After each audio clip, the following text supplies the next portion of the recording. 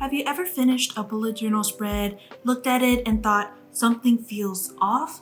Because I definitely have. So for this month in this video, I'm setting up my bullet journal for August, and I'm going to go over some of the most common bullet journaling mistakes I see and how you can fix them.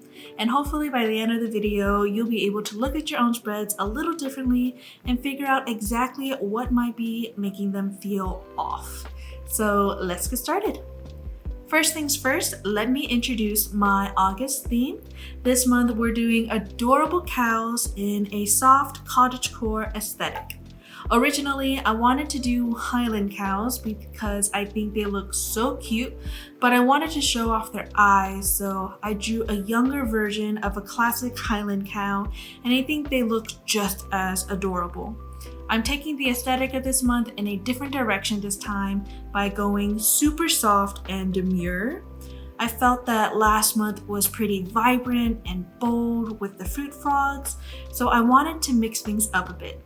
I am seeing a pattern of me doing cute little animals, so I wonder when this streak will die down. I don't mind at all. I'm all for it, honestly.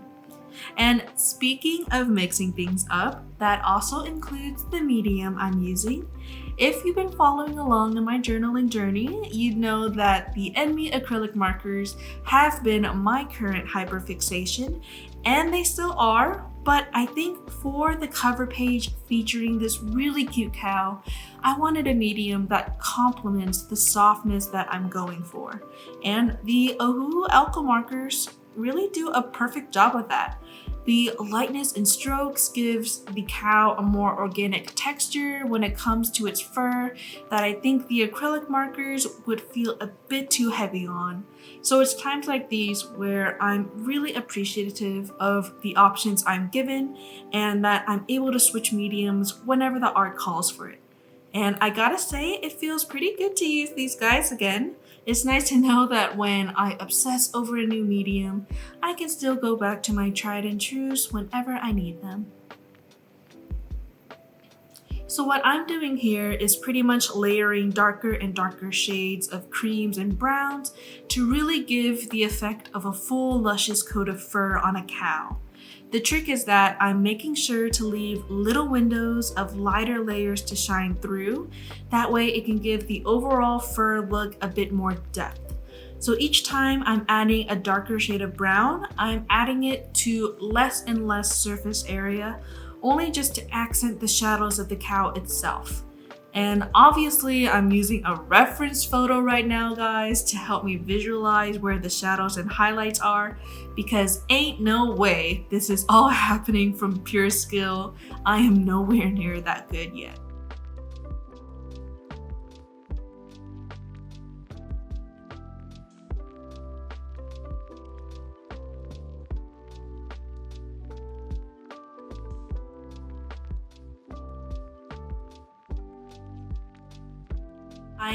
I know, I can't help myself.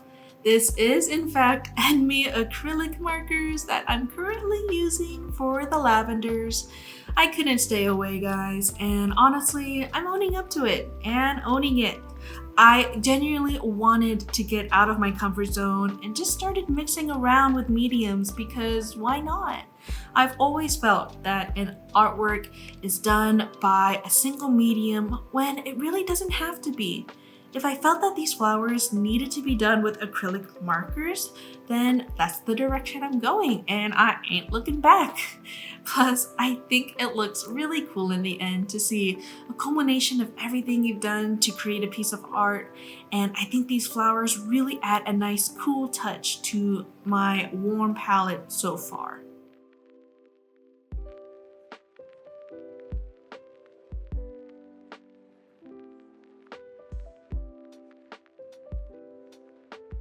So now we're going to get into the very first mistake to talk about today, and it's something I am currently trying to be more conscious about, and also I think a lot of bullet journalers also struggle with.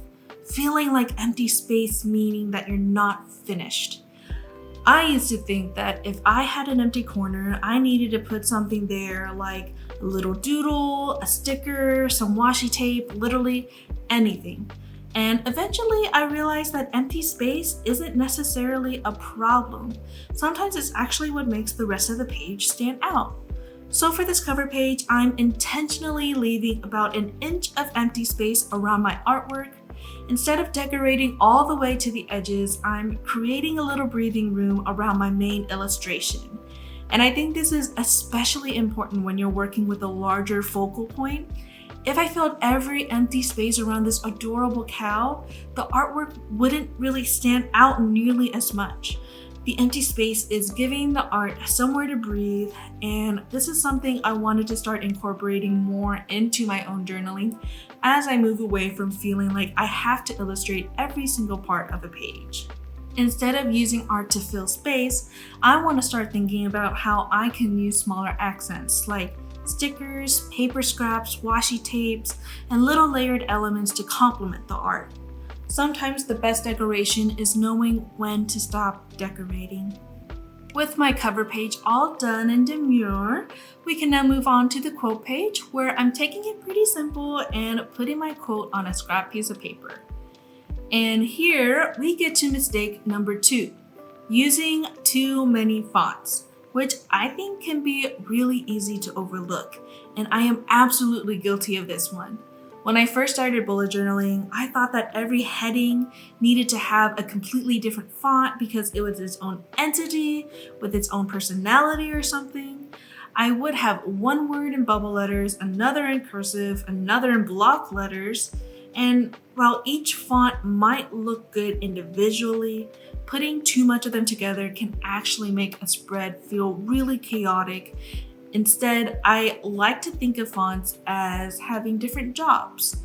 For this month's setup, I'm using a whimsical serif for my name font, which I'm utilizing for my quote here. And then I'm using brush lettering as an accent, which I utilized for my August title on the right page. So the serif font is doing most of the heavy lifting, while the brush lettering is there to add just a little personality. And that's all I really need. You don't need 5 different fonts to make a spread interesting. Usually having 2 or maybe 3 fonts that complement each other is more than enough. I also think that this is a really easy way to make your spreads look more intentional without actually changing too much about your drawing style. Your font should create a type of hierarchy. You want someone to look at the page and immediately know that this is the title, this is the quote, this is the little detail, instead of everything competing for attention. So if your bullet journal spreads have a lot of different fonts, try simplifying them. Pick one font for your main header, one for your accents, and let the rest of the design do the talking. Now I know this would have been the perfect time to use some kind of cow pun for my quote, but I instead used something that I just really needed personally, and it's to not be so hard on yourself. So with the intro to my month all finished, you can see how the cow is the star of the show, giving it the breathing room it deserves and the bold quote page that helps complement it very well. Moving on to my calendar spread, and this is where I want to talk about visual hierarchy and color. Another thing that I am paying attention to with this calendar is visual hierarchy. Basically, if everything on your page is screaming for attention, nothing is actually standing out. For the main skeleton of my calendar, I'm using a thicker outline. This makes the actual calendar structure more prominent. Then for my decorating border accents, I'm using a much thinner outline. That way, there's a clear difference between what's functional and what's decorating. And I think that is something that can make a surprisingly big difference in a spread and really help it stand out so much more. When I look at this page, I want my eyes to go to the title and then the calendar. Then I can notice the decor from my stickers and soft grid accents that will be added later on. And that's really what visual hierarchy is. You're basically telling the viewer's eyes where to look first, second, and third. So if your spreads ever feel overwhelming, try asking yourself, does everything on this page have the same amount of attention? If the answer is yes, try making some elements smaller, lighter, thinner, or simpler. You don't necessarily need to remove anything, Sometimes you just need to turn down the volume on a few things. Another mistake that I think is one of the easiest ways for a bullet journal spread to start feeling messy is by using too many colors that don't really belong together. And I'm not saying you can only use 3 colors in your journal. If you love colorful spreads, absolutely go for it. But I think there's a difference between having a colorful spread and having a color palette that feels intentional. For August, I'm keeping things really muted. I'm using a lot of browns, creams, and softer neutral tones for both my markers and stickers, while having a hint of lavender act as my accent. Because I'm going for that soft cottagecore feel, I don't want the colors to feel too bright or saturated. I want everything to feel like it belongs together. And one thing that's really helpful when you're using a lot of stickers or scrapbook materials is to let your color palette guide what you choose. You don't necessarily have to use every sticker you own just because it technically matches the theme. If it doesn't fit the colors you're already using, it can make the page feel disconnected. So before you start decorating, I recommend picking maybe 3 to 4 main colors and maybe an accent color, and letting those guide the rest of your choices. It makes choosing supplies so much easier, and it also makes your finished spread look much more cohesive. With the calendar all completed, you can start to see where your eye naturally wants to go to first, and how it immediately feels cohesive and intentional with the chosen color palette. I've added accents here and there, but they all still adhere to the same colors, making it all feel coherent and harmonious together. Now we can move on to my habit and mood trackers. For my habit tracker, I'm keeping it on the simpler side. As far as the layout, I was inspired by this artist I found on Pinterest, and I loved how it allowed me to be functional and artistic at the same time, without it being too overly complicated.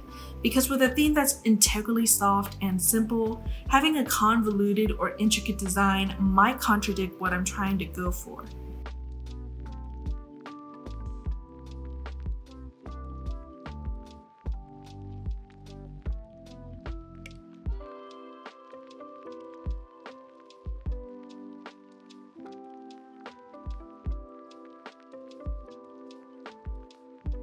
I know what I said earlier about using alcohol markers for the cow, and trust me, I really wish I did use them for this cow again, but sadly, the alcohol markers do bleed through, and I forgot to skip a page when I was sketching out my layouts, and I don't want to ruin the calendar spread I just finished making. So that means I'm stuck with my enemy acrylic markers, which is totally fine. It's just going to be a trust the process kind of moment, if you can clearly tell. I was actually quite struggling this time trying to capture the essence of my cow through these markers. I was trying to go dark to light this time because I felt that's what these markers are best used for. But I was really struggling to see the final picture as I was working. I feared that I made a grave mistake, but there was no turning back. So I was fully committing to this madness of a method. I felt that as long as I add more and more layers of this lighter brown, it can hopefully start to resemble any kind of cow at this point. And I was starting to kind of see it, so I just kept committing to it, and sometimes you just gotta take that kind of chance and hope that it turns out just fine in the end. Which, spoiler alert, it kind of did. Not as well as the cow in the cover page in my personal opinion, but it looked like a cow, and that's honestly a pass in my book.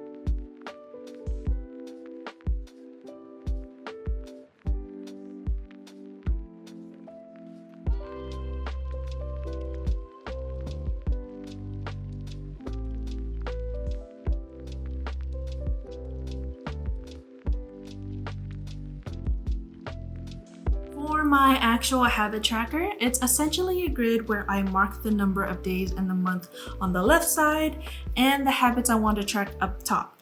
So at the end of the month, I can have a nice overview of how I did that whole month habit-wise. I have been trying to floss more actually. If my dentist is watching, I hope you're proud of me. So that's one of the newer habits that I wanted to start tracking this month. Now we can move on to my mood tracker, which I'm really excited about. To fit with the soft cottagecore theme, I'm using the visual of a framed painting of a bouquet to use to track my moods for the month. The way it will work is that I color a different flower a day, a different color that will represent my overall mood.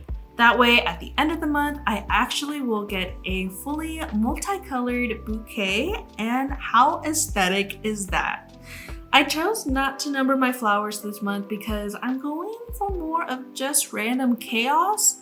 I'm more just wanting to see what my mood looked like as a whole for the month instead of how it changed over time.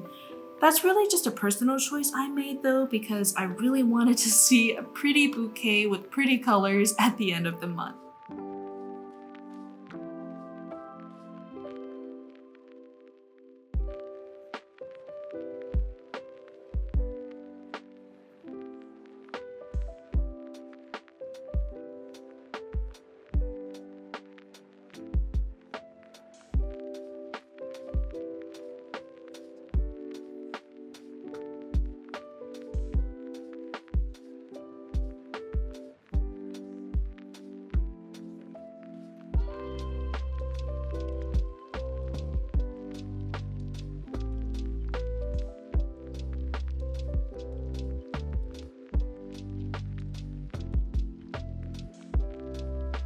So now's a good time to mention another mistake that can make a spread feel a little awkward, and it's when every decorating element is just floating.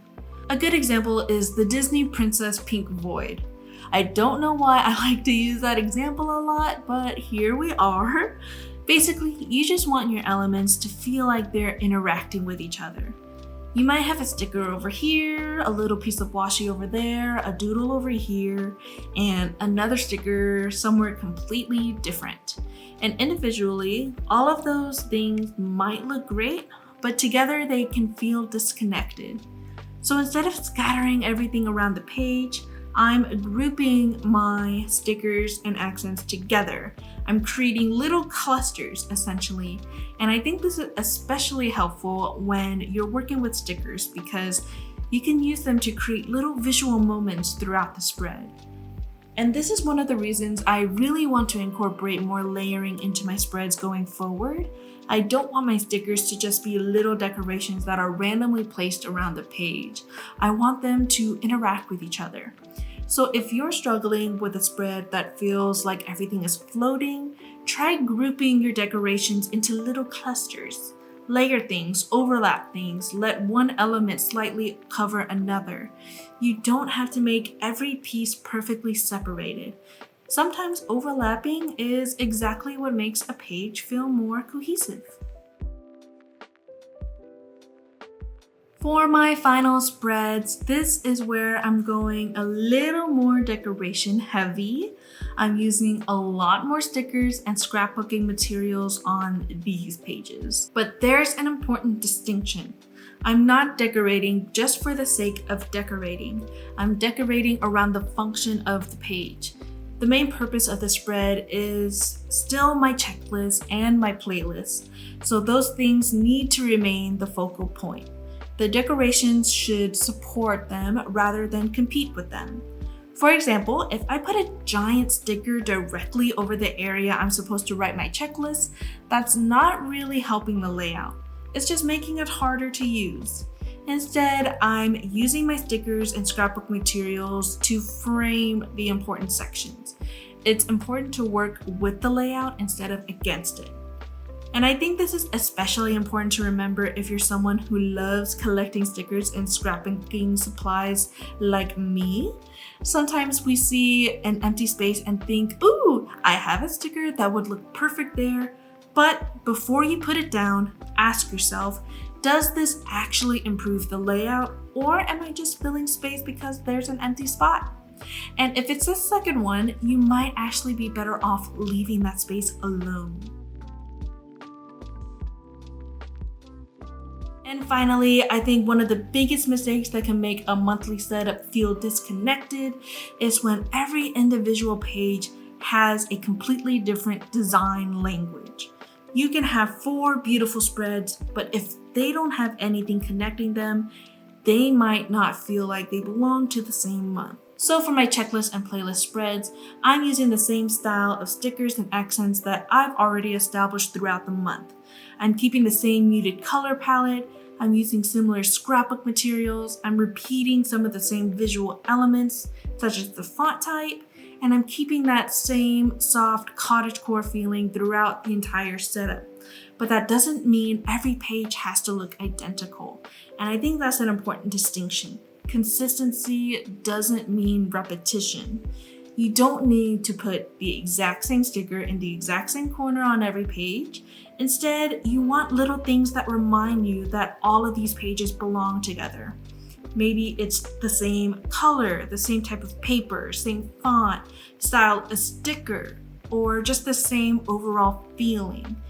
And when you repeat those little details throughout the month, the pages start to feel like a collection instead of 4 completely separated spreads. So here you'll see that I'm using the exact same 2 fonts that I've been using for the last few spreads I just made as titles and subtitles of my checklist. And to have just a bit more fun with it, I decided to switch the font around with my playlist. Small decisions like that can really help elevate your look from nice to cute and playful.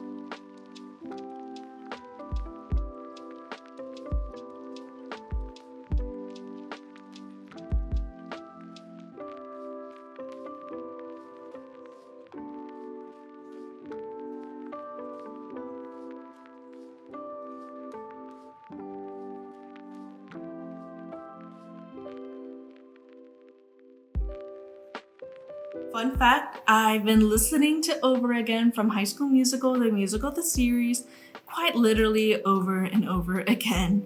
I don't know what they put in that song, but it makes me want to do contemporary dance for some reason, and I don't even know how to do a jazz square. I just love that song so much, I might actually see it on my Spotify Wrapped this year.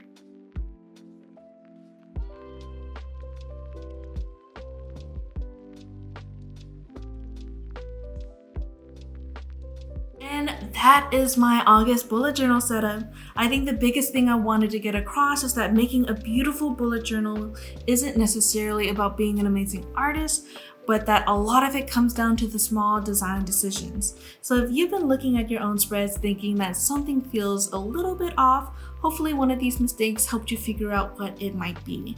Thank you so much for watching, and I'll see you in the next one.